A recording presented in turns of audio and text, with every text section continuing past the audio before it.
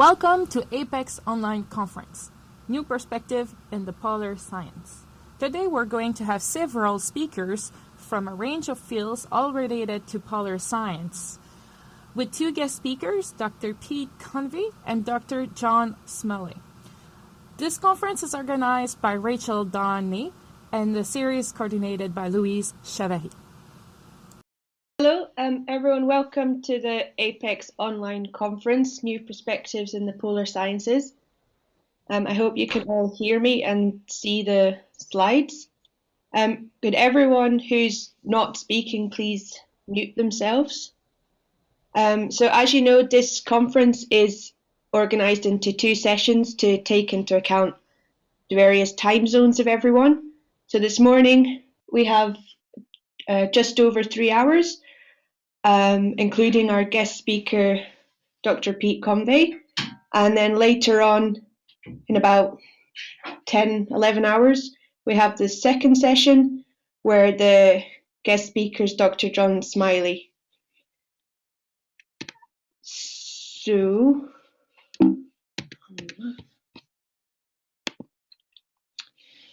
So you've probably all seen a copy of the schedule on the internet. So we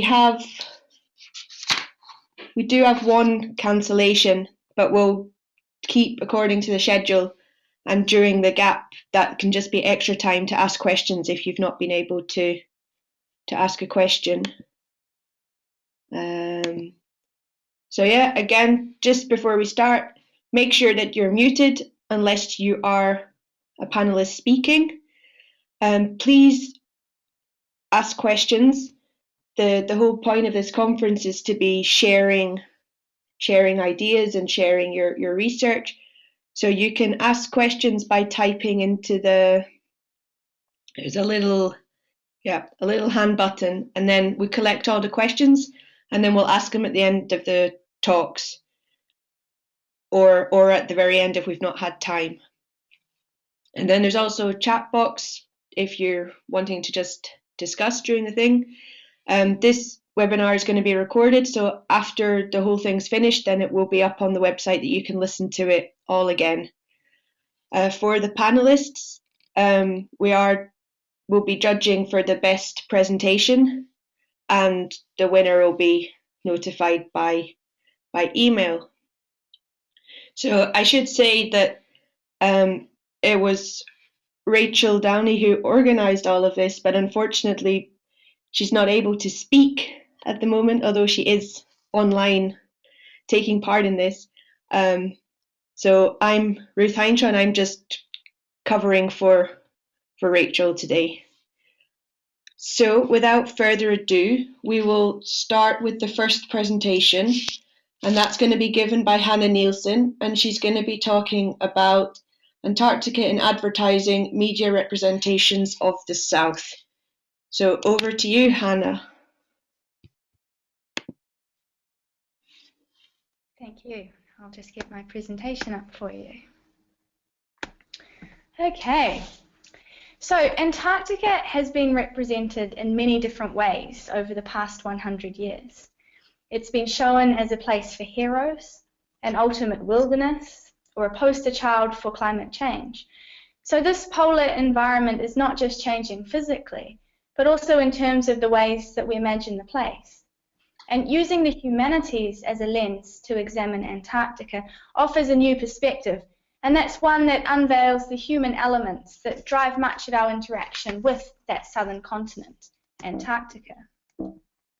So the cultural frame through which we view Antarctica is actually often taken for granted. But in fact, it is a frame that helps to shape our values and to inform our representations as well. Why is that? Well, most people will never actually go to Antarctica. So that means their experience of this place is mediated by these forms of cultural production. Now that could be things like diaries, photographs, films, it could be novels, or in my case, it's advertisements. So I am looking at a whole range of Antarctic adverts, looking at that iconography within the commercial context. How has Antarctica been used to sell different things?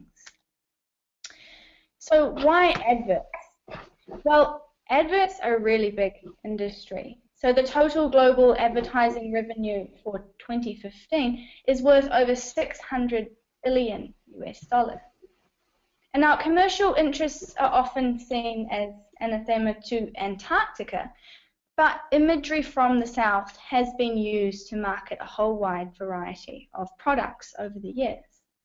And those adverts are really useful because they recycle ideas that are already in common cultural circulation. So that means they're a really good medium through which to examine those representations of Antarctica. My study is image-based, it's narrative-driven, and it involves close reading of a range of print adverts, placing them within the context of the time that they appeared, and then identifying these recurrent themes so that we can see these various versions of Antarctica that have appeared at different times within popular culture. And those themes can act as a mirror of our own values and our priorities back home, and actually help to explain why it is that we have looked south at different various points in time. So essentially, it's a lot to do with the politics of perception. And with these adverts, they're not only molding the public discourse. When you think back to advertising in general, that's also actually changed the basis of our society as well, with the consumerism. Now, I get asked quite often, are there Antarctic adverts? That's usually the first question. And then what sorts of adverts are they? There are actually many that feature Antarctica, so featuring Antarctic imagery or stories of explorers from the Antarctic, and they've been used to market everything from dog food to watches, pianos, laxatives, vehicles, and even insurance as well.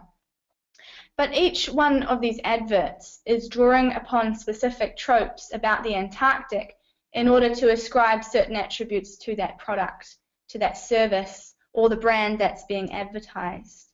So we'll talk about what some of those themes might be in just a minute. But first, I'd like to take you back in time, just back to where all of this started. And it starts with images like this. So Antarctica is really unique because the first land-based exploration was happening at a time when photography was actually already available. So we had camera artists like Herbert Ponting or